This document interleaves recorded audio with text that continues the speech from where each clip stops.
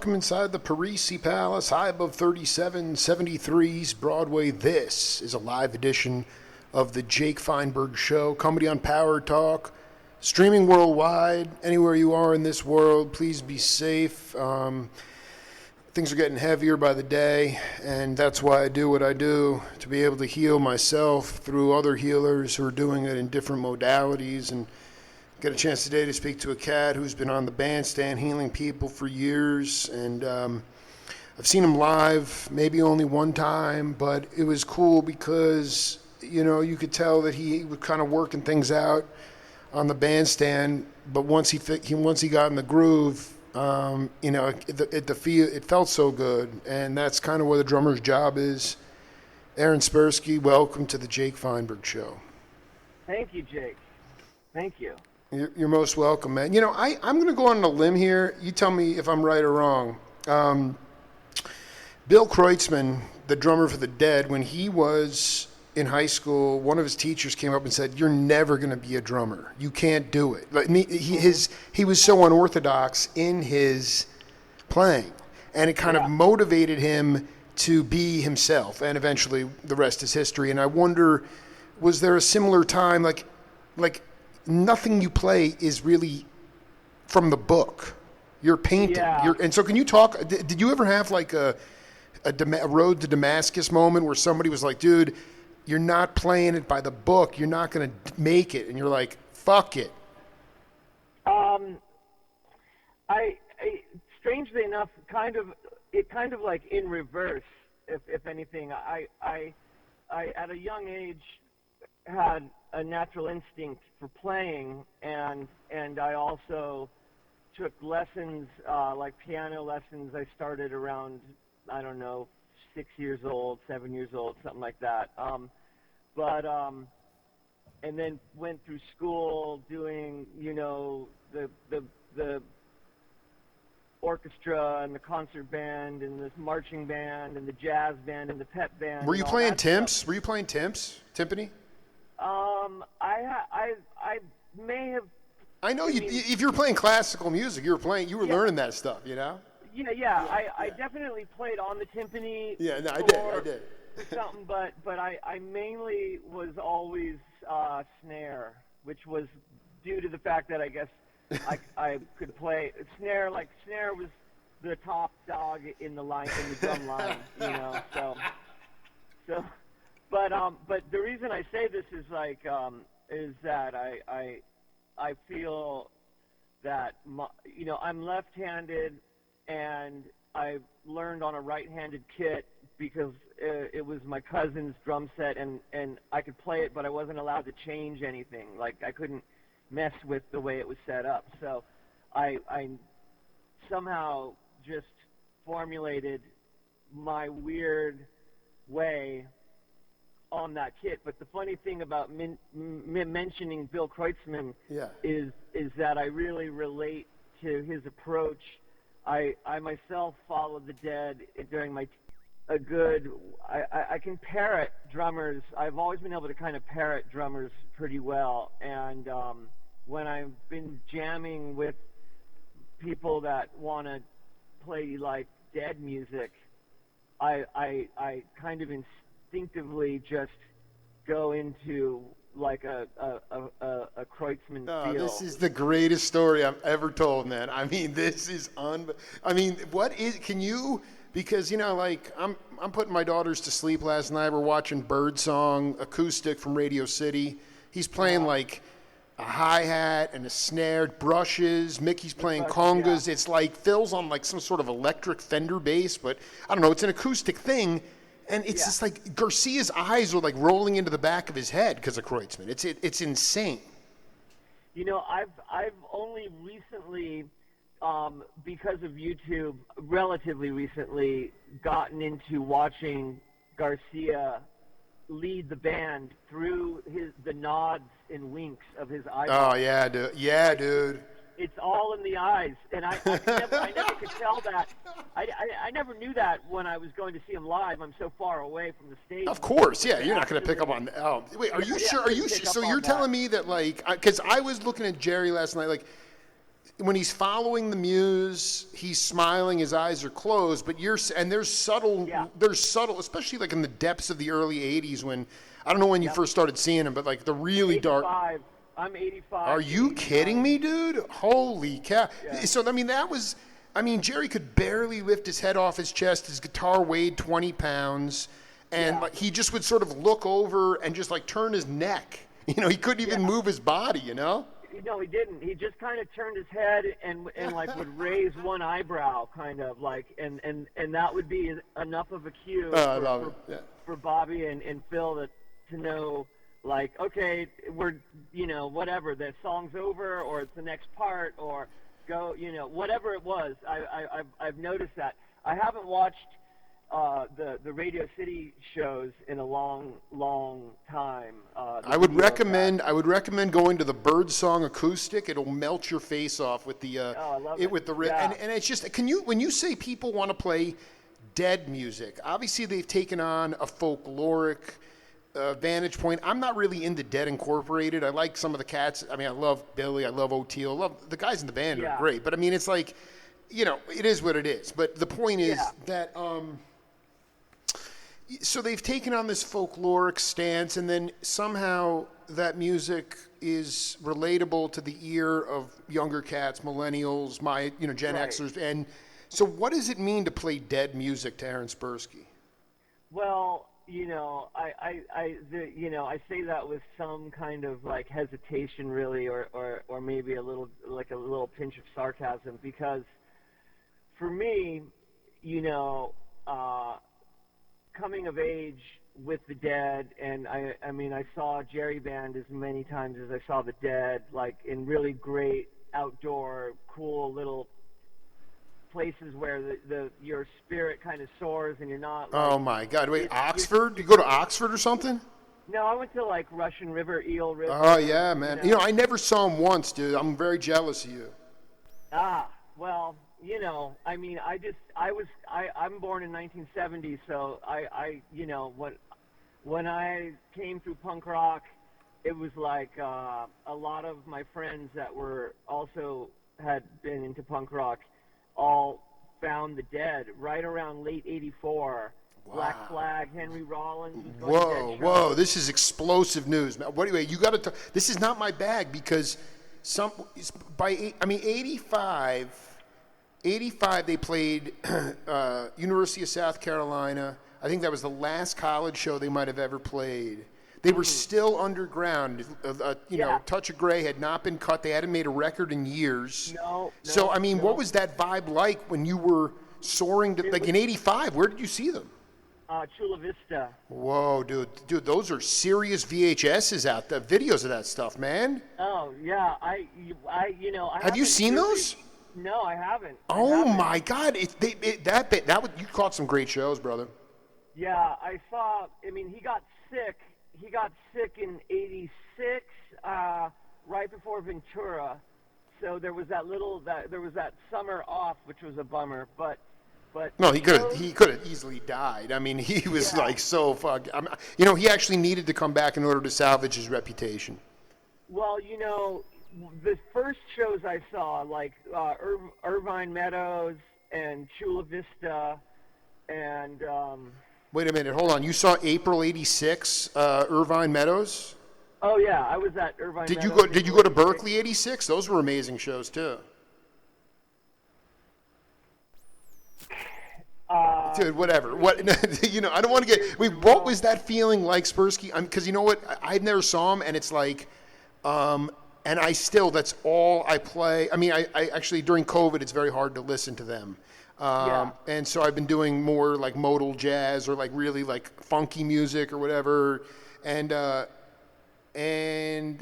But the essence is still there. And I want you to go back to this. What was, pre 87. Like 84 punk rock, like there was some Dire Straits. Can you just talk about the musical milieu of punk rock and then the fusing with the early 80s Dead? Yeah, totally. Well, obviously everything started off with a bang in Southern California in 79, 1980 with like Black Flag, Circle Jerks, Adolescents, you know, like the kind of like second wave of underground bands. Yeah, right. What made and what? Yeah. I don't call them hardcore because it hadn't sped up to like blistering tempos yet. I mean, things were still kind of like more like rock mode, you know. Dude, there's like reggae rock kind of thing, you know. Yeah, I mean, and the Bad Brains. I think the Bad Brains invented the hardcore super fast, you know, 1 2 1 2 1 2 kind of. Oh, vibe. you know, see that bothered. Well, also let's not forget Gloria Gaynor and disco. I mean, that really sped up a lot of music. Oh, totally. You know, but I also think that like, I mean, the best reggae. I remember listening to an interview with John Kahn, and he said, and the broadcaster's like, do you think, you know, this was like 78. He's like, do you think we've seen the best of reggae? And John's like, yeah. He's like, do you think there's more to come? And he's like, no, I think we've heard the best. So there was a really nice bounce to it before it became quantized. Totally. I mean, before really like before the Casio rhythm boxes and stuff started being like leaned on, like that early 80s, I don't know, Yellow Man vibe, like that stuff to me was like, didn't hold my interest the way, like, you know, I wasn't like a deep diver, but like, you know, Jimmy Cliff and... I wasn't a deep diver either, but I'm with you, man. Yeah, no, there was just, you know, yeah. 100%. Yeah, just like the Jamaican soul stuff, and of course Bob Marley. But, you know, my first show that I ever went to, was the Specials on their first tour in 1979 with Babylon Warriors opening. Oh, my God. Wait. That kind of ties in. Yeah, wrap it all together, man. Yeah, the floor is yours, man. Yeah. Well, that ties into, like, what was about to happen, which was, like, you know, there was, like, the power pop, like the Knack, and then there was the new wave, like the B-52s, and then, like, and Devo, which I was a huge fan of. But then, you know, right on the back of that was this underground LA scene that got really popular, and I kind of rolled with that for the better part of like 81, 82, 83, and then I would say by the end of 83, we were all pretty like tired out of like what this is the greatest, dude. You're giving me all this enlightenment right now. I cannot thank you enough. Okay, you know, I mean, because Black Flag slowed way down. Can I just ask you, because those are bands I'm not that familiar with. Are those like kind of like people that are skiffle players, quote unquote, pardon the pun, but essentially, did they actually grow as bands, or did they basically become a formula trip and that's why you burned out? No, it was more like there were so many fads coming at you super fast. There was like New Romantic and Adam and the Ants, and then, you know, the Stray Cats and Rockabilly, and like there was so many different, like every 6 months you could identify as something new. Oh, I'm a rockabilly. Yeah, fads. So it was advertised. It was fads, you know, fads. You know, Yeah. whatever it was. Oh. Like there was just a lot of shit coming down the pipeline at that time. Great stuff too. I love Adam and the Ants. I love Stray Cats. I love Devo. I love all that stuff, you know. But with like where we found ourselves like going and being a part of the scene, going to see like Fear and the Circle Jerks and Black Flag. You know, by late 83, early 84, those bands had all, like, grown their hair long, like Red Cross, and they were, like, playing, like, you know, I got turned on to, like, the Carpenters and the Osmonds and shit. Dude. These guys, you know? Whoa. I wasn't old enough to be into that Yeah. as a little kid, but they were, like Sonic Youth redid Superstar in 87, which is a little later, but the point is, everyone was moving into this like rediscovering acid rock and soft rock and all of that, and so my friends, we all naturally just started dropping acid and playing psychedelic records, and it took a little while to get around to the Dead. It took about a year. First we were listening to like Jimi Hendrix experience. Let me ask you one before. I'm going to stop you right Yeah. there. Were you listening to LPs or cassettes? LPs. Okay, and then you were like, were you hip to the head record shops, or were you just kind of picking stuff out of Woolworths? Actually, I amassed a few thousand records. Oh my God! You still the collection, dude? Well, I was. I mean, I still collect, and I have like. Oh, good. No, I'm glad you still. It's important. Yeah. But I don't have the kind of collection that I would have and could have had I remained on that path. But I got all my stuff at yard sales back then. In the early 80s. I mean, I got, dude, you cleaned up, dude. It was like a quarter. Alpha, Freak Out, First Pressing, Quicksilver, man, metallic dude. cover. I got the Grateful Dead's first record in mono, gold label, for 25 cents on the sidewalk in Haight-Ashbury. Early 80s, man. The time to live. You were Sperske, you were 13 years old in 83.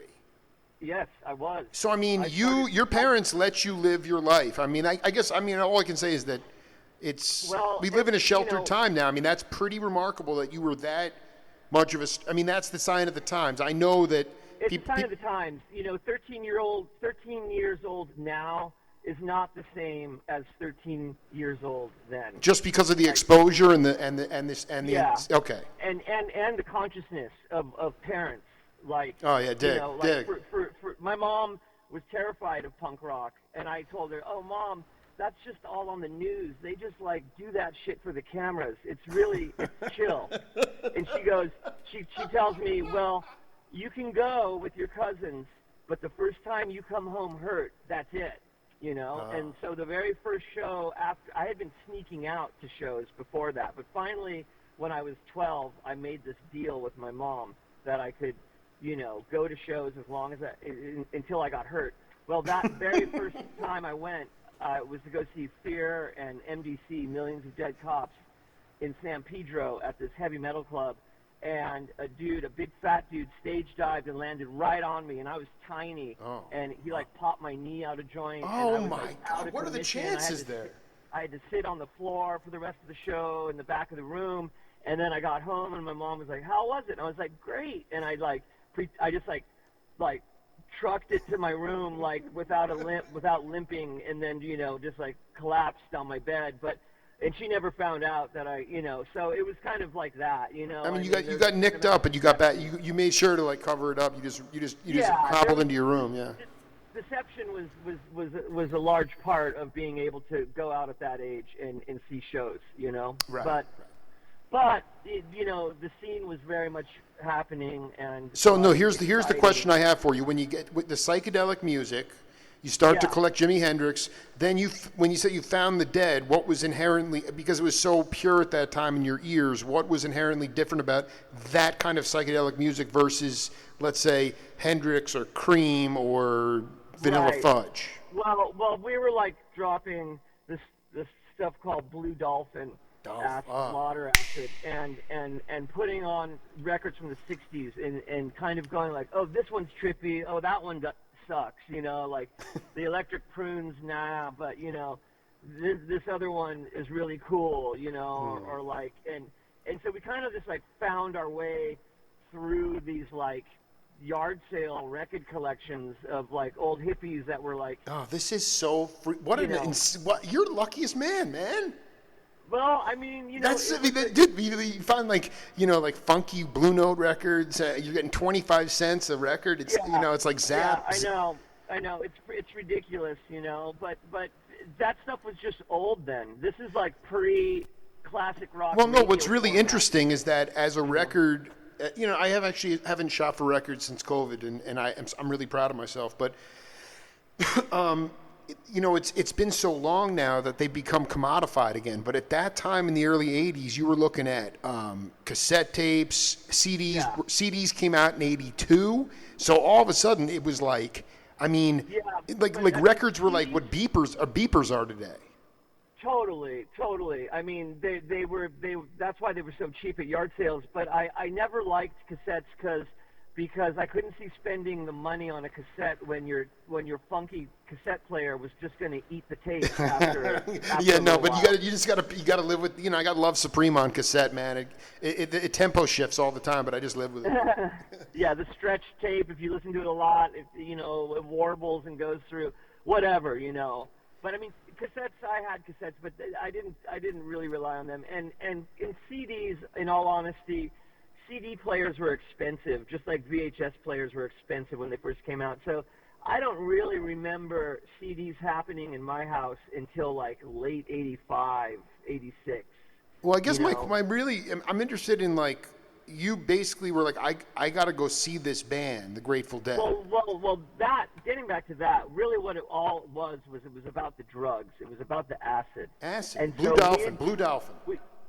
The Blue Dolphin was happening, and then a friend was like, yo, we knew who the Grateful Dead were, obviously. There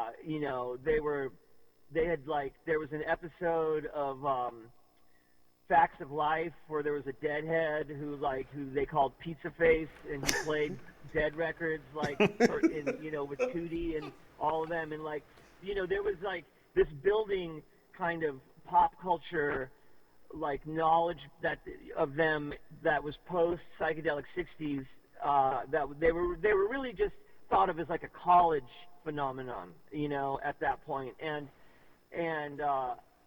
so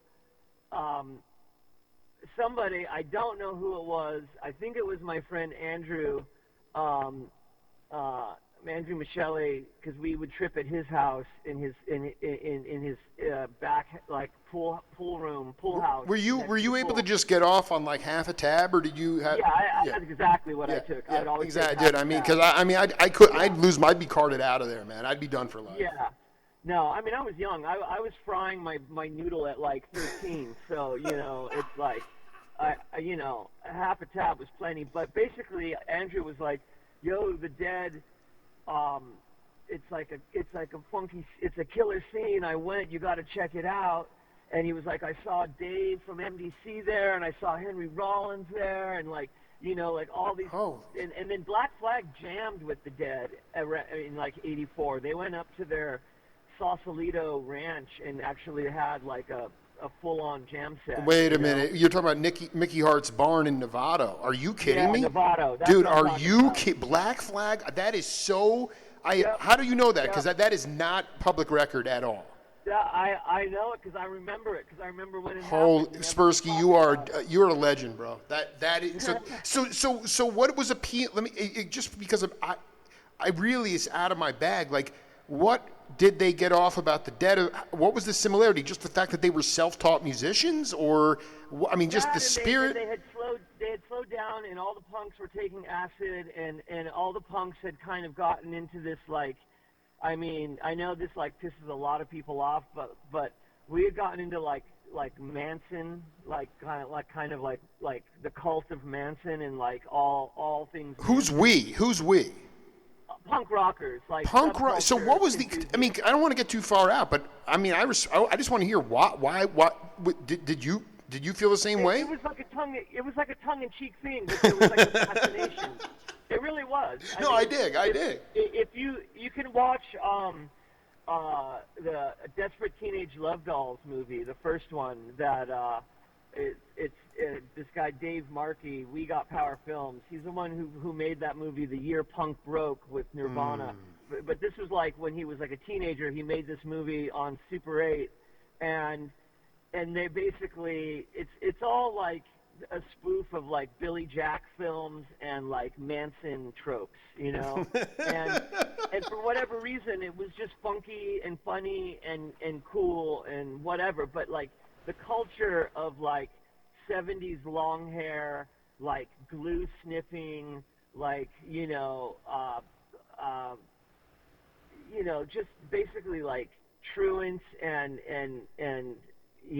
young delinquents, there, I don't know, there was just some kind of attraction to that coming out of punk rock. But I want to be clear, though. You think the Dead were excited because their consciousness was finally elevating to they weren't sniffing glue anymore? No, I think that Like why? Like first of all, how did you know that they went to Nevada? Like you read in the paper, or was that just word of mouth? Yeah, fuck, I don't remember exactly how that knowledge was discussed, but I remember seeing a snapshot of them all together. It might have been in an issue of Flipside, or it might have just been something that like actually I heard firsthand from like because I knew some of the people close to Black Flag. I didn't know those guys personally, but I had some friends from West LA that. Oh, you what was okay? So that's a whole other story. So let's just hit this. The Blue Dolphin, the scene's cool, and then you're at Chula Vista. Chula Vista. My first show is what I told you. Chula Vista, yeah, Chula Vista. Thank you. Chula Vista 85. I go. It's a funky, super small, tight scene. It's not like I wouldn't classify it as like very like big at all, but it was really potent and magical and mystical, and like it blew my mind. And you know, I was on acid and mushrooms, and I think I smoked some opium. Oh, you were gone, man. You were gone. I was zonked the whole fucking weekend, and there was like rainbow streamers falling from the sky into like molten quicksilver puddles all around me the whole time. But the music was fucking phenomenal. The people I met were phenomenal, and it's just like a dream. It felt like a dream then when I went home. It felt like a dream, and to tell you about it now, it even more so is like this flickering old light of a dream that like how could that occur, like how that ever came to be and exist. And you know, it's just a little piece of magic, you know. But so I immediately became Can I ask you a question about the show? Because I know that like you were so like addled, and you were so like you know, like did you when you say play I love the fact you say play dead music. To me it's I saw this thing with David Crosby talking about it's like 3 streams of solos going on at one time. And this conversation swirling around. But the thing that if you're tripping, there's no way you're like, oh, I can't, I'm gonna, you know. Of course, you weren't even hip to the music. But was it just the the vibration? Yet. It was the vibration, right? Yeah, it was. It was totally the vibration. It was totally like, and I had a friend. They called him Shivadas, and he. Where's that cat? I have no idea. I have no idea, but I remember him saying to me something to the effect of like, you need to hear the Dead with new ears, or like you need to like approach listening and enjoying the Dead in a way that is different from the way you listen to all other pop rock type jazz music. Like it's in a kind of in a bubble of its own devise, and it's not, you can't like really think about like it being, I don't know, like the rigid structures of pop melodies and you know, tight grooves and all of that like has to go out the window, because a lot of times people would criticize it back then. I felt like when I would play it and stuff, like, well, what is this shit? It's just like, you know, doesn't sound like anything to me. Like, you know, it sounds like slop or something, you know? Yeah, it sounds like slop, and then it's like, it sounds empty, like they're just kind of like noodling over here, and the drum beat sounds like lazy, and like, and for me, I'm not getting that at all. Like, I'm getting totally different I love it, man. Yeah, it's crazy. Like I'm bopping to the max, and so.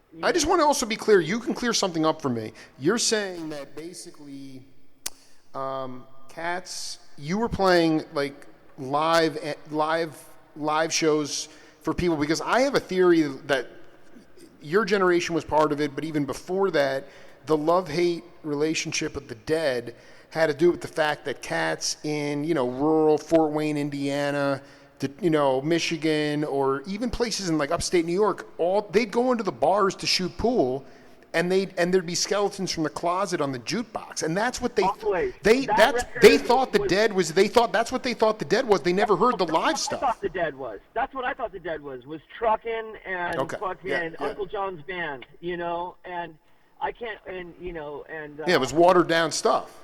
I mean, that's a greatest hits collection, but that, like, my dad had that record. My uncle had that record. Like, a few of my uncles had that record. In the 70s, you know, it's like flipping through my uncle's record collection when I'm first getting into music. It's like Maggie May and Skeletons from the Closet, you know, and like, I don't know. I just it's almost like people got it. People got it for, like, to show that they were, like, hip or like some kind of hippie thing. Like, it was, the point is that the point is that if that's all you were exposed to, but you're saying that when you're playing live dead for your peers, they're saying the drums sound sloppy. So my theory's out the window. My theory's out the window. That was when I listened to cassettes. Was all the taped shows from. Of course, dead, dude. You know? Yeah. That was. I mean, I had a decent collection going, but I didn't really like try and foist the dead on any of my friends. I can't believe you used that word, dude. That is such a. I've used that word. I've foist things on people all the time, dude. Yeah. I cannot believe you just said that. I knew. Well, you know, I knew that it was a hard sell for a lot of my friends. But really, getting back to it, it was just kind of like I was sold on going for the parking lot scene, the party outside originally, but I didn't like the idea of driving all the way to San Diego without having a concert ticket to see the band, because I was like, I don't want to just go sit in the parking lot. That sounds weird. Yeah. I didn't get it, you know? Yeah. So I was fortunate enough that when I first went, I actually went to the show and sat there, like, you know, just zoned out watching the band. And, like, I don't even know what they played because it didn't sound – I was tripping balls so hard that I just remember the sound coming at me in, like, drips and drops and like it was so far out, you know. And if I listen to, like, tapes of those shows or Irvine Meadows or Ventura County or, you know, the Frost and the Greek and, you know, all these places that I saw them at, like, it sounds pretty straight ahead, but I was there and it was so psychedelic. Oh my God, you're blowing my freaking. No, hold on. I mean, wait, you're talking about Chula Vista was great, but then Irvine Meadows, you don't remember. Also, Garcia was getting. I remember, yeah. You know, the very first album I bought of theirs that I cherished and played over and over and over again was Dead Set. Yes, that's Warfield. That's right. Yeah. Do you like the electric one or the acoustic? The electric. The electric. Really interesting. Wow. I love that record. Wow. What do you like? Tell me about that, because I always thought it was kind of sterile to me. Well, you know, I like those Arista records. Terrapin Station is awesome. Go to Heaven is awesome. So let me ask you, but that was a live concert. So it's a live concert, and it's tight. It's tight because they had just come out. They just made Go to Heaven. That's right. Yeah. Friend of the Devil, Samson and Delilah. Like, I love those versions. I love that. I love 1980 Dead is, like, maybe some of my favorites. Dude, I love that you love 1980. Dude, then you're going to love Radio City, man, because that stuff. Definitely. I mean, I've watched the Grateful Dead movie, and I've seen that set many times. I just never paid attention to it in the way that you were discussing about, like, because it was just kind of relatively recent in the recent years that I've watched enough well-shot Dead shows on YouTube that I was able to see how Garcia conducts the band, you know, and why there's such a huge gaping hole in any of these post-Garcia lineups, you know. I took my daughter, because she liked the Dead, I took her and paid through the nose to go to one of the first night of Levi Stadium for the Fare Thee Well. Oh, see those? Okay, that's becoming historic. Did she go to the Rainbow Show? The Rainbow Show, that was us. Oh my! I was fucking crying. I could not when the Rainbow happened. Sperske, man, I don't even. Like, tears just started gushing out on my fucking eyeballs, and I know Trixie Garcia, and she was backstage, and I saw her later that day, and she said, the band didn't know what was going on, but they were looking at the crowd and they could see everyone was crying. That it was just like, it wasn't just me. I mean, it was, and I turned to my daughter. She wasn't crying because she has nothing to attach it to. But like, she looked at me and I was like trying to wipe the tears out of my eyes without her seeing, and she was like kind of laughing at me, like, why are you so upset, or whatever? And I'm like, I'm not upset. Tears of joy, man. Yeah. So wait, Sperske, we have a game on this program called Name That Voice. I want to put this in for you right now. Just pay attention to the content, and then we'll come back and talk about it. All right.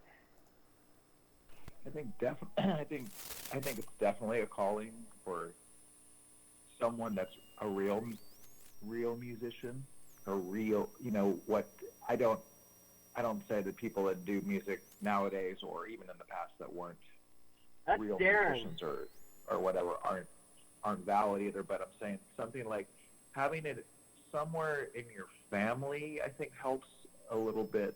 The calling, I would say, I was always interested in it as a child because I didn't know my dad too much for a few years, but I knew he played music, so maybe that's why it was interesting to me.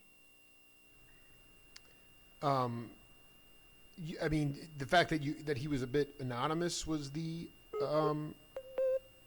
was could it? Have been, or just seeing pictures of him maybe with a guitar or playing when he was in high school or playing with the jazz bands or whatever.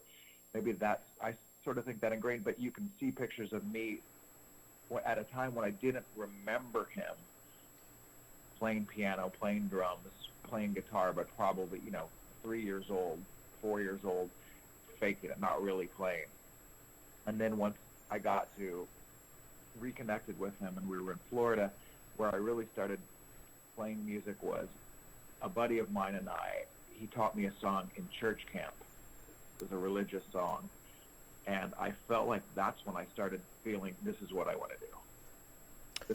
This is where I had the calling to do music. And I remember the song Walk the Streets of Glory. Wow. Aaron Sperske, you heard correctly. That was Darren Rademacher. And yeah. I ask you the question, I mean, we've just been riffing on, we could spend hours talking about the Dead. I just wanted to know if you can definitively say that the music chose you. Yeah, well, I would say so. My stepdad, my mom married my stepdad when I was 4, and he was a jazz saxophonist from Australia, and he was an understudy of Warren Marsh, part of the Oh my! California. Are you kidding me? Are you? Yeah, no. I used to go play over at Warren's with his kids all day long while they would be jamming in the studio, and when they would all leave, I would go into the studio, and as a kid, as a 4-year-old, as a 5-year-old, I wasn't interested in the double bass, and everyone took their horns home and their guitars. The only thing that was in the studio when they would leave was the drum set.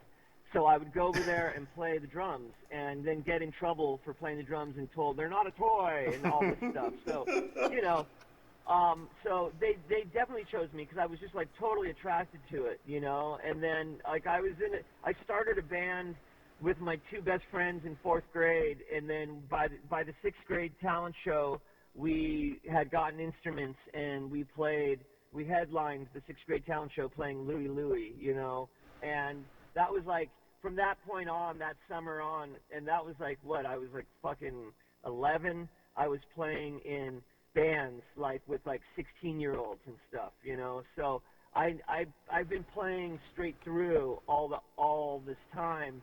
And to get back to playing Dead type music, yeah. I've played in a lot of different type bands,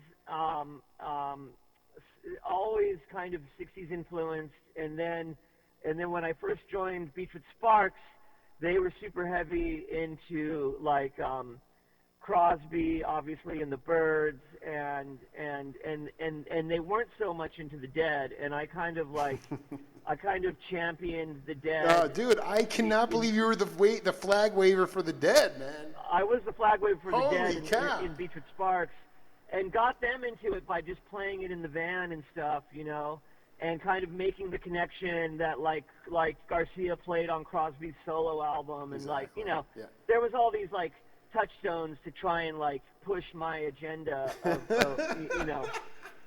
And there was a lot of cross-pollination going on. I mean, you if I could only remember my name, you know, Garcia's playing pedal steel out of his mind. Yeah, totally. And the song Sister Rose off the first Beach with Sparks record was my contribution to the band. Whoa. And that I just took all the imagery that I could think of from a dead songs. I wasn't really ripping off any one song. I was just kind of trying to like make an amalgamation of what the dead. Dude, that's how you make unique stuff, man. You make it your own, you know? Yeah. So then come round all these years later, I got like Farmer Dave didn't want to get back and play when Beach with Sparks reformed to play the Sub Pop 20th anniversary show. Dave wasn't into it. He was doing his own thing. So we elected to have my friend Dan Horn learn pedal steel and fill in for him, and then as time has progressed, you know, like me and Dan and Dave played with Cass McCombs and did the Skiffle Players, and Neil played Casal, played in Beach with Sparks touring live, and so there was this kind of like period though, like in the last 10 years maybe, where I've never jammed with like the Grateful Shred guys, but I did like lay down a song or two for Mapache and play with Dan and those guys, and they're all like really good at getting the tone and the style and the sound of the Dead, at least like from like a kind of from like a intellectual perspective. I feel like they nail it well. Spot on. The thing that like drives me nuts about watching them is because I've seen the Dead so much. It's like I don't know. I'm not into tribute bands and stuff like that, but they do a great, fantastic job. But that's what I mean when I say like playing Dead music. It's like I feel like, oh, okay, like everyone's like doing this thing that's like in this mode that's like agreed upon, and so in that instance I can like pull my Kreutzmann licks up out of the bag and do my like, you know, open stance, you know, the way he just moves from the ride cymbal willy-nilly to the hi-hats and all down, you know, the kit, and even like the way they do like really long like fills, like where like Mickey Hart will start a fill and it'll run over like 2 or 3 measures until it lands on the one, you know, all of that stuff. Dude, you're making my year, dude. This is my year right here. I mean seriously, because it's like sort of loose. They're very fast and loose with the tempo. Yeah. I think that's what bothers people a lot, you know. Yeah, totally. And it weaves, and you push it. You push it, and then you cruise back, and you coast and lay back, and so like Cass, you were asking me in the beginning, like, was I ever like discouraged from playing because I was too outside of the box of like technique and technical proficiency, and I would say that actually in more recent years when I started doing like semi-pro-am type gigs, like when I toured with Father John Misty. Wait, you're not talking race car, are you? You're not doing race car. I mean, that's what it feels like to me. It's can you play with tracks? You know, I want you to like. Oh play with man, dude, so watered down, so watered down for Sperske. You know, all that shit that people do now, which is great, but it's all really static, you know, and like people are really judged now by like how proficient they are at playing with tracks and like laying their fucking ghost notes in here and there and everywhere. And I remember Cass saying to me something like your style is so what did he say? It was basically like a backhanded like compliment / put down of like basically saying like I don't keep time, and I don't play with the proficiency of like most drummers and stuff. And and and I didn't take offense to it as much as I was like, yeah, I don't really approach the drums that way. It's like if I can make the magic happen and I can get your toe tapping, that's what I do. And and so I won't anchor. I don't anchor to a particular BPM because a song's that way on the record or anything. I just read the vibe of the players and the room and the audience and what feels right in that moment. And it may be faster one night and way slower another night, or fast and slow in the same song, in the same performance. It just all matters about getting off on the music, getting off on the people you're playing with, them getting off on playing with you, and the audience receiving it and getting off on getting way off, dude, and getting off to the moon. So that everyone can have a fucking great time. and that is the essence of what I picked up from like the 70, 80, 100, I don't know how many times I saw the Dead, but I saw them a fuckload. And I would say that is the essence of like the germ that I carry with me to this day, from the Dead, Is it, and that's what's lacking. Like, I mean, I love Shred because I just love the cats in the band. I mean, I think they're great. They're great musicians, right? They're and great like players and great people. They're freaking awesome. I love those guys. But that's the thing. They're just a little too self-conscious. Like that's just part of the plan to play something perfectly the way it is. Even when they're stretching out, they still don't. It's not the Garcia look of like in a daze, like, hey, you want to move on or you want to stay, or it's more like, we need to wrap it up right now. I mean, there's a tightness for me. Every time I've seen them, the drumming is too tight for me. It's not. It doesn't have the lope of like the Grateful Dead feel, which is fine because they're not the Dead. And then when I saw there's one cat though. There's one cat I wanted to ask you about. Is Josh Adams. Uh-huh. That's the one cat that I think can pull it off a little bit. Yeah, I think I haven't had the pleasure of seeing him play with them because they kind of have like a rotating cast of drummers. I'm just it's anyway. It doesn't matter. It's the point is that imperfection is perfection in your mind with drums. But I mean you. And in fact, I don't understand what Cass is talking about because it's like.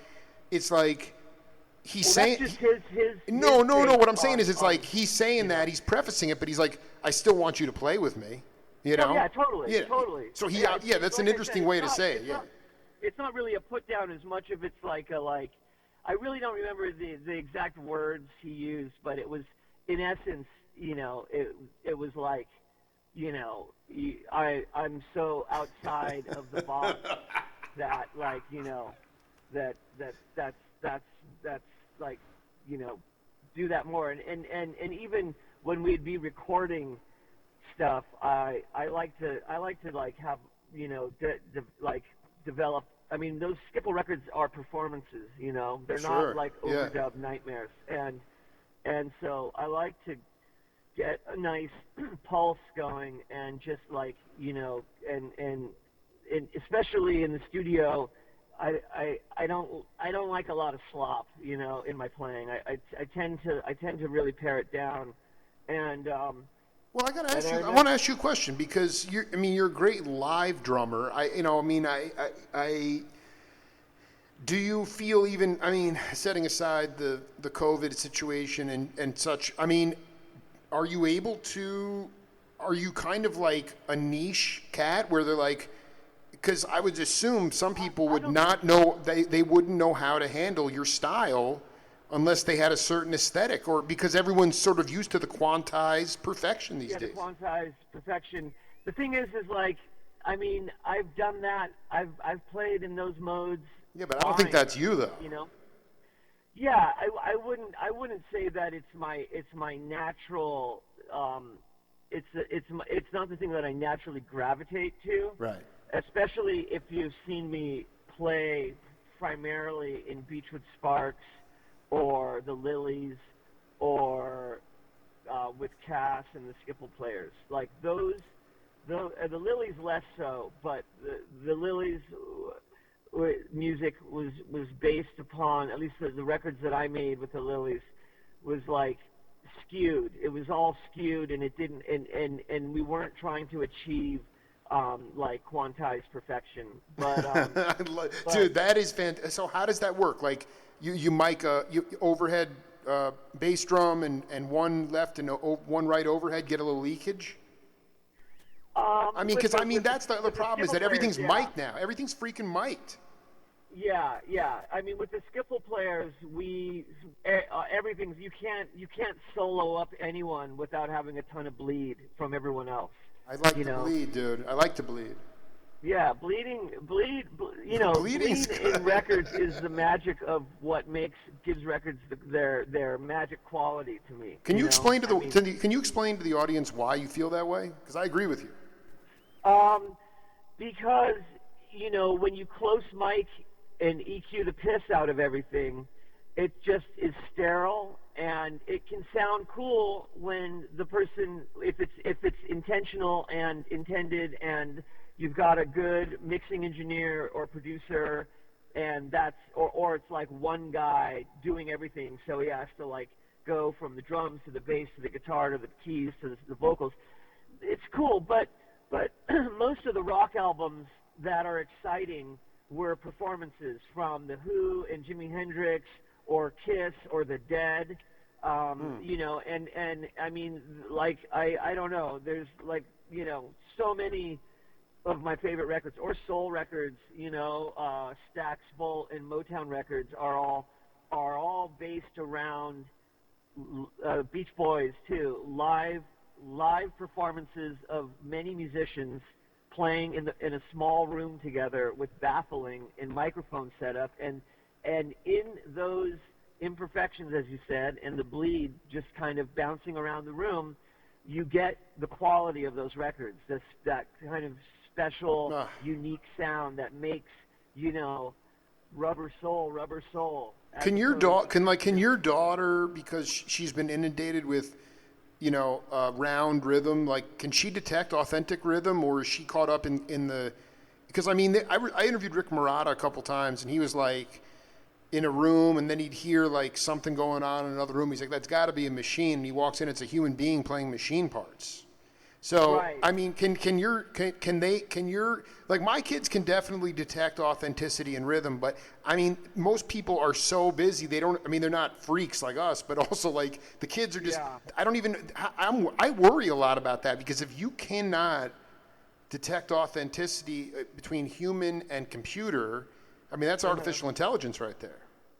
Well, yeah, I think that Arrow is really adept at feeling that music, she can feel music that rocks, and the reason she can is she has that subconscious instinct of having listened to the kinds of records we're talking about that we love from a little kid until currently, that like if something is static and programmed, it just falls flat. It doesn't make that like psychic connection that like so many absolutely psychic, yeah, do, absolutely, and I mean, like, when I played with Ariel Pink, I would do a lot of playing a programmed beat live on trigger pads and all these kinds of things, but I would always perform it, so there would still be a little bit of the essence of the just the imperfection of performing it, as opposed to just setting a beat and looping it and having it just fall into that perfect grid, Well, I mean, whether you knew it or not, Sperske, I know you're probably just playing football or wiffle ball or just hanging out, but I mean, Warren Marsh is the perfect example of the most honest, expressive, in-the-moment music you could have. I mean, it didn't appeal to everybody. But, yeah. I mean, how did you feel like, I mean... I think that's imprinting, I guess what I'm saying is, like, did you I mean, what's the close, like, can you play bebop, or did you actually get just turned off by the snobberism? I mean, there's a little bit of a snobberism thing, too. Well, yeah, those, like my stepdad, too, it was, I mean, those guys were like really serious about their shit, and Yeah, like, they're a little too. They take themselves too seriously, you know. very serious, and they didn't, I mean, my stepdad thought that like Aretha Franklin was chintz, because of where he was at, like really at the time. Dude, whatever. I mean, it was a snobatorium a little bit. But that being said, my very first favorite music ever, that is what made me pick the piano to learn at 6 years old, was Boogie Woogie. And that was the another like germ of what those guys were all about. I mean, that's the natural like succession of things. I feel like, I mean, maybe bop and boogie woogie coexisted at the same time in different places or whatever, but it's all that music was banging up against each other, and they certainly like respected, I feel, those different forms with under the jazz umbrella. I mean, that's for.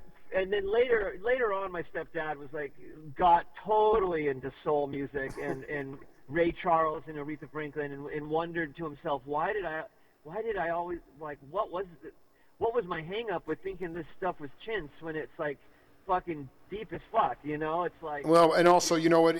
Sometimes that music is considered, not as complex as jazz to play, but sometimes that's harder for people who don't want to get in touch with their soul. Absolutely. You know what I'm saying? Absolutely. Yeah. Absolutely.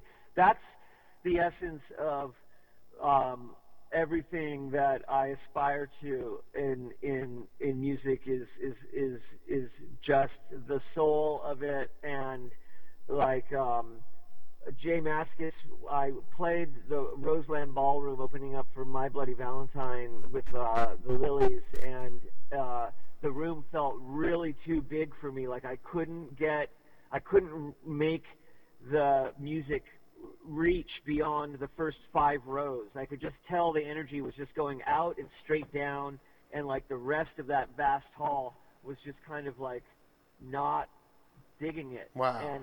And after the show, I got into this philosophical discussion with Mascis and Patti Smith, who was very much inspiring to me at the time. I've never been a big fan of hers, but when I got to talk to her, she completely rearranged my thinking. And both of them in this conversation basically said to me, you need to understand like the molecules that need to be activated in any space, whether it's large or small, and what kind of like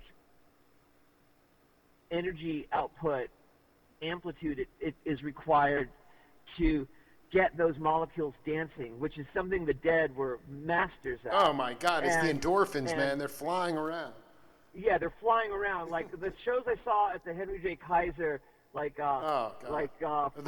Neville brother ones, or later. Like all those like mid '80s ones, like Chinese New Year's and Mardi Gras and all that stuff. Those shows were probably the heaviest, deepest shows, because that place only held like 6,000 people, and it was indoor. It was like a nice size to really feel the band and the sound swirl around you, and I've like been in touch with like cosmic bliss at some of those shows, where I actually understood the meaning of the universe, if that makes any sense. Like 100%. So I mean, anyway, did you feel that way at Levi Stadium, or were you just emotionally crying? No. Levi Stadium. First of all, I can't believe that Trey, if he's sitting in for Garcia, would fucking use a fucking semi-hollow guitar. Right. When the Warlock was like a beast of a solid body. I mean, you couldn't be more solid body in its tone and delivery, in fucking stereo output. Like that fucking guitar tone was just so thin and flimsy that it just was a gaping hole to me in the sound of like what I was hoping it would be. but also Wow, that is really an inside baseball. Because you're saying. I'm sorry to sound like a dick. No, but I don't. I don't think it's. No, you're not. You're being honest. I mean, you're I'm being. not a Fish fan either. No, though, no. I mean, dude. I mean, throw it out.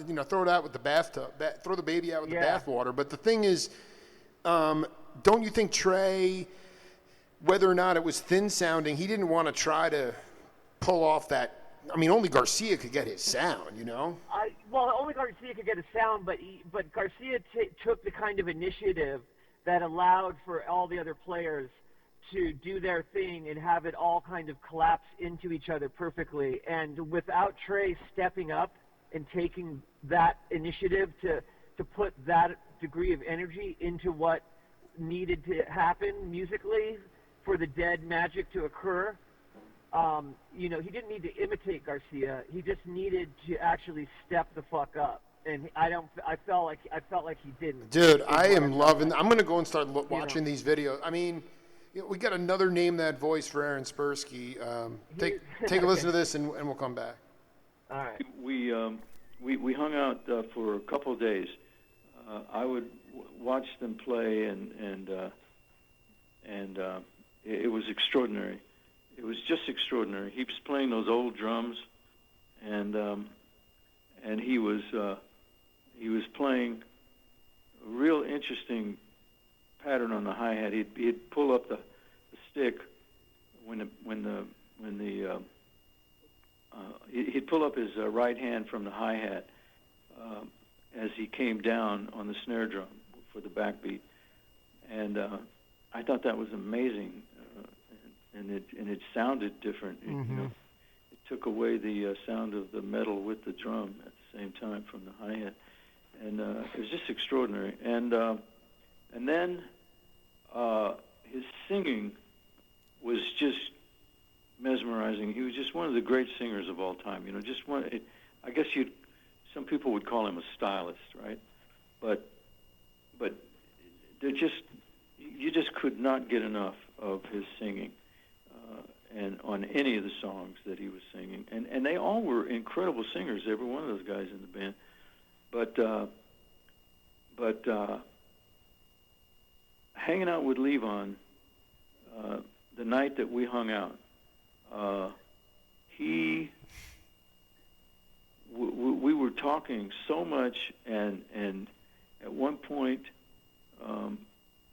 I said to him, "Man, if I could just hit one tom-tom and just make it sound and be in the right spot just the way you do, man, I would trade all my chops for that." And he said, "Oh, no, Jimmy. God damn, man, if I could just play those damn little rolls that you do." And I'll just never forget him saying that, And I said, "Oh, man, Levon, I'll trade you." Sperske, you want to take a guess who that is? Well, he said Jimmy. Good for you. Yeah. Take a guess. I don't know, Jimmy Miller, the producer of the Stones records. I don't know. No, that was my third interview with Jimmy Keltner from 2016. Jim Keltner, of course. But it's fine. No, it doesn't matter. It's hard. The thing I want you. That should have been obvious to me. Yeah. Well, no, because the point is this: you never heard his voice over the phone. The thing is, nobody knows this about Jimmy Lee Kellner, but when he came out to L.A., all he wanted to play like was Philly Joe Jones. He was a huge bebop jazz fanatic, and when he saw what that, I don't know if it got conveyed in that audio, but he was talking about Levon's style and more specifically like just the rhythm, and Keltner literally he stopped playing the way he was playing, and he was already a great drummer at that point, but he totally changed. And I just wonder, was there anything along those lines with you? Like, you talked about Patti Smith and those cats kind of giving you an alter, consciousness shift, at least about music. But as far as playing the kit, is there something analogous or similar to what happened to Keltner with Helm? Or just a learning experience where you learned how to sonically increase. I don't know, anything. It doesn't matter. Yeah, I mean, really, honestly, I can't say that I've had too many like phenomenal sit downs with like legend, you know, Yeah, no, but they were like peers though. They were peers at that time. legends Yeah. that I, Yeah. for me, when I got to the point where I was playing festivals a lot and seeing a lot of, being able to stand on the side of the stage and watch a lot of bands that I would consider my contemporaries and some that I looked up to immensely, I was always kind of, soaking in and watching very studiously, in a sense, how they handled these large crowds and how they were able to like do their thing in a way, because like standing on the side of the stage and then running out into the front of the house and hearing what is actually coming out in the front, as opposed to the way they're touched from the side when you can see it up close, like what they're doing to achieve that there's a real art in that. And so, yeah, I can't say that. Can I ask you to? Can you explain sonically, like, is there? Because that's the other thing that would make it. Of course, you didn't sit down with, freaking Earl Palmer or Hal Blaine and have a cup of coffee. I'm saying like, Yeah. Levon and Keltner were peers at that time. So who was a peer that you used to study, from a live context, and they were able to really through soul generate a good house mix with their drums? Right. Fuck, man. I don't know. All right, yeah, we can. This is just part one, man. I mean, we can come back. Yeah.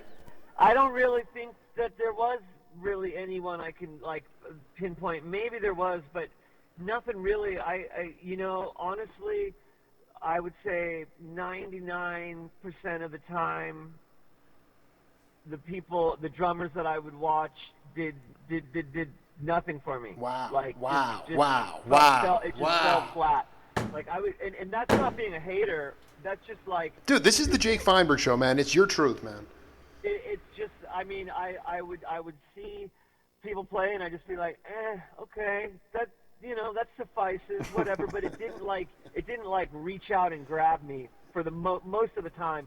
And then I might see a band that's opening for one of the bands I was playing in, and you can tell the kid's only been playing for a couple of years, but the way he's coming at the drums, I'm like, whoa, like digging it. And Wow. like totally, and it's not about chops, it's just like, it's all about the approach and what, what's going on there. So it's, and I have a shit memory. Well, no. The other thing is, I just want you to go back. The approach of the young cat that doesn't know any better. What the word is? It's an honest approach. It's unfettered. It's Unfettered and alive, dude. Yeah, it's totally honest, and it's totally. He's just expressing his personality. Unfettered, as best unfreaking he can. fettered, man. Yeah. What is your advice? I just want you to talk to younger cats who are growing up who it's impossible to unplug. We're fully interconnected.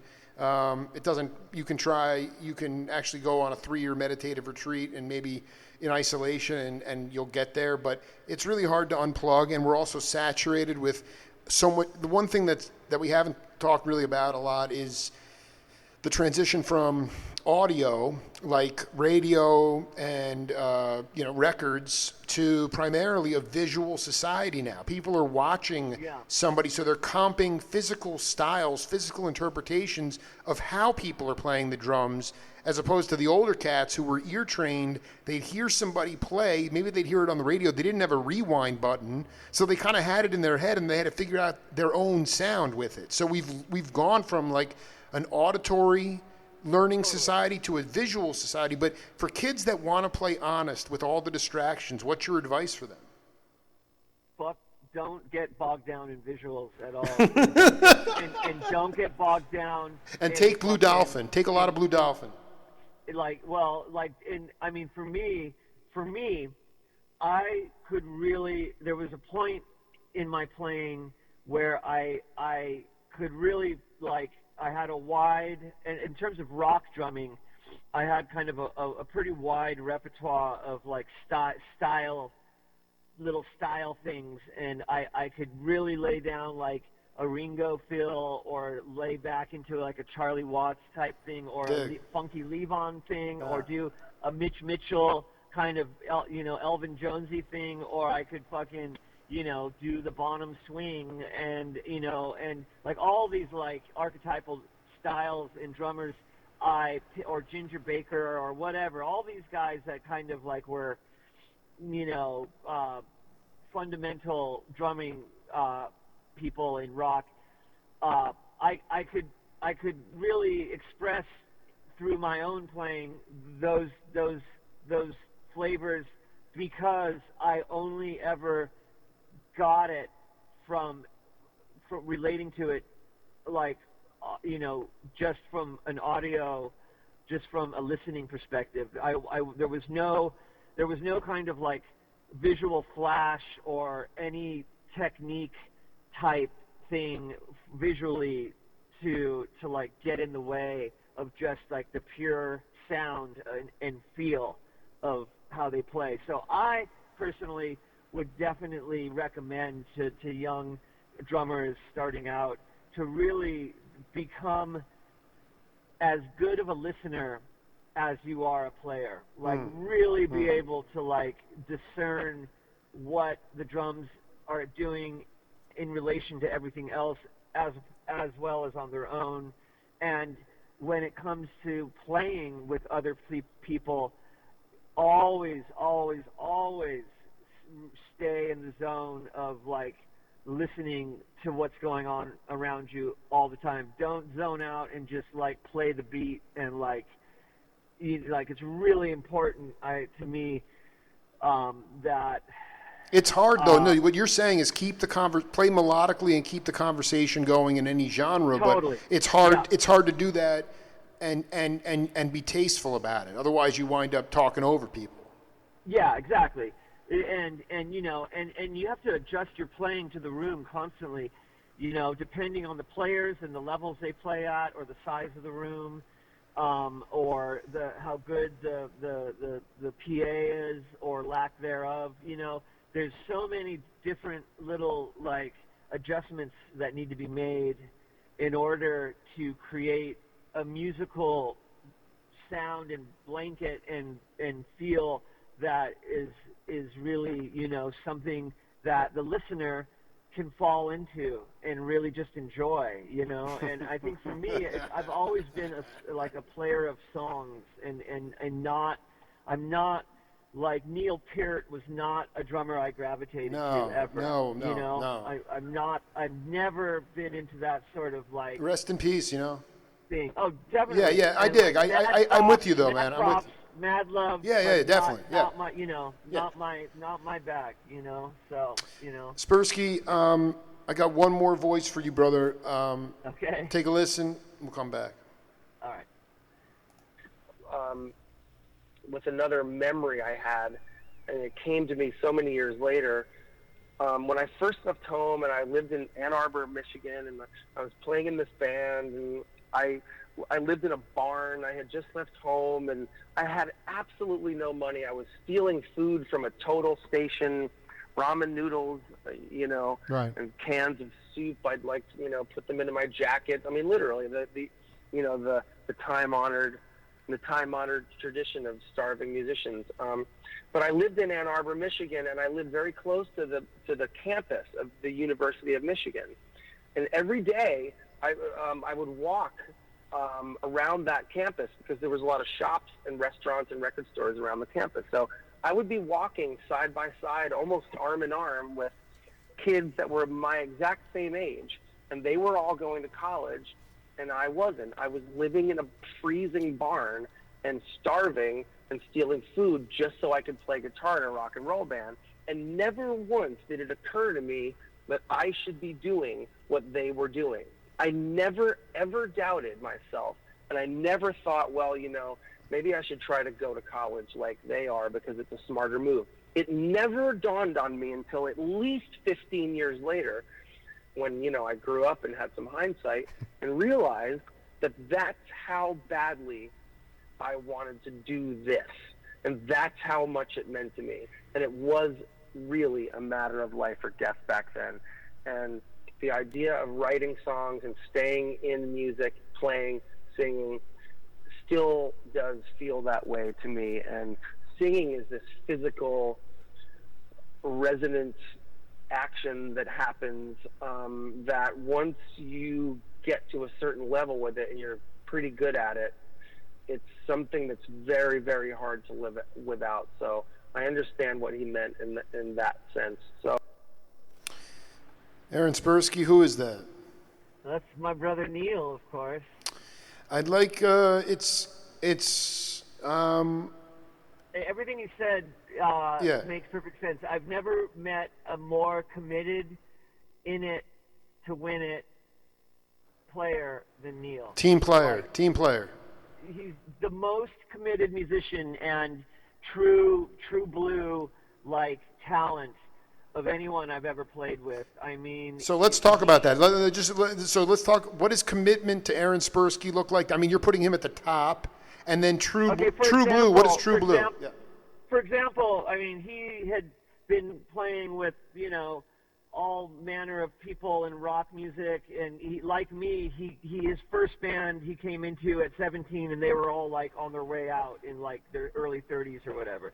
And at that time, you were ancient once you hit like 30 or whatever. But then he came on the tour. He came on tour with Beachwood Sparks when we opened for the Black Crowes for 3 months in the States, and that tour is what broke us up essentially the first time around. I mean, I was the first to go, and then they did like another tour with the Shins, and then hung it up for several years. But Neil was on that tour with us, and this is committed.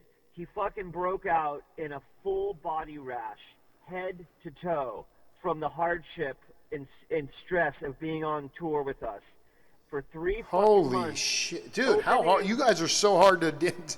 What the heck? Yeah, we were fucking dickheads, and not only that, we were on tour with the Black Crowes, and their crew was just busting our balls constantly. Like, it was just like a nightmare tour. Oh my, dude, I'm loving Aaron Sperske. Dude, you are. No, it was. I mean, it was. Like, no, I mean, I just want the truth. We Yeah, it's talked great. about quitting that tour, like, within days of starting it, and it would come up every week. Should we just go home? And we stayed tooth and nail to the end. He's in a fucking total, like, state of, like he's got, like, shingles. And the day we get home from tour, he goes back out on the road himself. And I'm like, dude, you're not even giving yourself a week at home to fucking recuperate? And he's like, no, I got shit to do. And I'm just like, God damn, brother, like that is committed to me. That is fucking commitment. Holy, that blew my mind, man. Can I ask you a question? I mean, stopped touring. He never took a break. In all the years I've known him, he was always on the fucking road. Always. When I played him this clip of my first interview with Krishna Das, the kirtan chanter, and he was ready to take his own life, and then there was this bolt of electricity that came from his guru, Neem Curly Baba, and said, if you do not chant with people, you will never clean out the dark corners of your heart. And it took him a while to figure that out, but what he said to me at the end that I played for Neil that was revelatory was, he said, I don't sing for bliss. I sing to fucking live. And I asked Neil, if you couldn't play music anymore, would your soul die? And he went on about an 8-minute answer. It was a really amazing answer, and he talked about exactly. He talked about being a road dog. But do you? What he said at the end was, he goes, I'd probably find something else. He goes, would I die? Would my soul die? He's like, I'd hope, I sure as heck don't ever want this to end, but I'd probably find something else. I mean, in your mind, did he? But he didn't. Did he wind up burning out? Is that what happened? Well, the first thing I want to touch on is what he was talking about singing, and like once you get proficient at singing, how it's hard, like it releases so much chi and moves energy around so well that it's hard to live without. And I really understand that, because that's my experience, and I can't believe you just dropped the word chi. That's a very Taoist thing there. Well, I mean, it's just No, I mean energy. you're talking It's about human- getting the chakras opened up. Yeah, it's getting the chakras opened up, getting the darkness out from the corners of your heart. You know, it's that very much like being, and singing in a way that is in harmony with the other singers and enjoyable for the listener. You know, you're not just like blah. You know, you're actually like disciplined in a. It's a discipline, but it's also like there's like a freedom of spirit that comes through, and that to me is something that is hard to live without. And I agree with the end of his statement, whatever it was he had said. I totally feel that 100%. But as far as him being able to, if he had to live without music and knowing that like he would be able to find something else that would like provide Satiate him, yeah. The spiritual, food for his soul and for living. That's a fucked up question for me to answer because he killed himself, and he didn't lose the ability to sing or play, right, right. and he had been working his ass off all these fucking years and finally did something on his own. Because he was always fucking under the shadow of someone else, whether it was Jonathan Rice or fucking Ryan Adams or Chris Robinson. It was like, I felt in the conversations that I had with him, he had wanted to be like, he had wanted to be recognized for the level of player that he was. And that is, for there to be like some equity in the situations he was in. And he seemed frustrated to me that every time he would like get into a new thing and there would be this rap of like, yeah, it's a band and it's like, it's the whole, it's all for one and one for all thing. It would end up falling short of that. I had a distinct conversation with him where he really expressed his frustration in basically feeling pimped, and so it's hard when you fucking gut bust and give, like from the depths of your fucking crotch everything you have musically, spiritually, and then feel somehow like you've been hustled. It's hard, and the music business is a fucking hustle. That's what it is, and it's just hard. It's hard to accept that, And let me ask you. I want to ask you a question, though, Sperske. I want to ask you a question. Know? Yeah, this is because it's interesting. I mean, there's no doubt that everybody gets pimped, right? I mean, at some point. Yeah, but the question totally. is the question is, what about, because he had. Did he ever talk to you? Like, he seemed almost to be running away from all the solo records that he had. I mean, he did go on. He had some ups and downs in New York. I mean, he did. I mean, was he running away from that? I don't know. I mean, he was a leader. He always felt like it was his solo work was overlooked from the discussions we had. Mm-hmm. That like there's like buzz bands. There's like people who have like their moment where everything lines up and you have some success. Real success, not just like $500 a week. I dig, man. Success. Yeah, I dig. And he fucking really paid his fucking dues and put his time in, and he was a fucking masterful guitarist, amazing singer, like a great band leader in terms of like being a musical director. Like he could really put together like some proper shit, and then he did the Circles Around the Sun thing, and for whatever reason it just kind of clicked and took off, and for the first time he was in the driver's seat, and it appeared to me that like they stood to like make some decent dough, and like he was going to finally kind of like have what it was he had been aiming for all this time, because when he was doing his solo stuff he was compared to Jackson Browne, and he was kind of like, to me it seemed like he was kind of like just not getting the recognition that talent of his kind deserved. And for whatever reason, he just would like, okay, I'm going to support Jonathan Rice, or I'm going to play with Beatrice Sparks, or I'm going to fucking be the leader of the Cardinals for Ryan Adams and do all his work for him, or I'm going to play with fucking Chris Robinson, you know, for fucking 10 years, and then, you know, Black Crowes get back together and fucking CRB hangs it up, and then he fucking kills himself. And then Black Crowes don't end up fucking getting back together because of this COVID shit. But it's just like where in that did he fucking find? Well, I mean, you're a smart cat, man. I want to ask you a question. I mean, did he not in his own? Because we know he was his hardest critic. Do you believe that when he finally reached the driver's seat to the Sprinter van for Circles Around the Sun, that he looked at himself and said, "I didn't earn this. I'm not worth it"? I can't imagine that he would. Why the hell did he do what he did then? I mean, that's what I don't. You know, I'm just as flummoxed as the next person. I didn't read any of the notes in letters that were left behind. No, I didn't. I don't care about that stuff. People, my friends, all my friends want to read is that shit. I don't give a shit about that. I don't have any desire to. It's bullshit.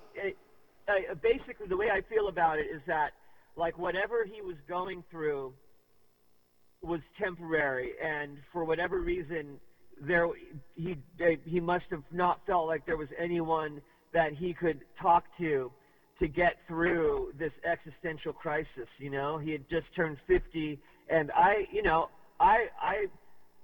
just turned 50 like a month ago, and like I get it. Like I get the like feeling of like, fuck, I've just spent the last forever, my whole life doing this one thing. And now, I don't know what the fuck to do. Like, I honestly, like, I could do bands great. Yeah, I did. I could Svengali a band, you know. I could Reuben Kincaid a band. I could Ian a band. I could do whatever the fuck. But take me out of this, like, place, and I feel useless. I feel completely, utterly. Yeah, you're talking about the Svengali bands, but the difference is this, Sperske, is like you said, he was willing, he was going to make some decent bread, and I got to tell you, I mean, I'm 42, and I'm not a musician, but I mean, the younger cats looked at him and be like, wow, you know, at least on the surface, and again, it's really, and that's not what my show's about, but really, everybody looked at him and said, he was able to carve out a livelihood as a creative musician. Totally. This is very, and everyone's like, that's the life I want. And then he's like, yo, peace out, everybody. Yep. And I guess the point is we'll never really understand it. We'll never totally understand it. No, we won't.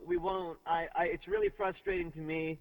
I've had 3 dreams of him since he died. Can you talk about them? Yeah.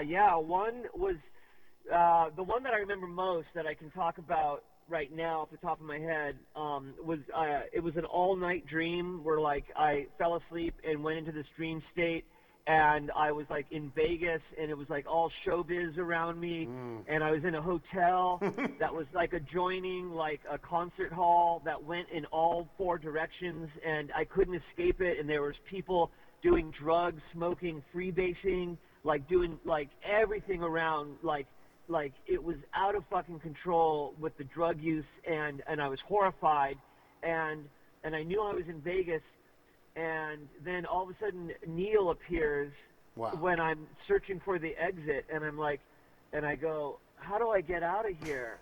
And he goes, oh, follow me this way. And so he takes me, and we start heading down like a loading ramp, like a loading dock, and I turn to him, and I don't verbally say anything, but I look at him and go, you're dead. Like, you're dead.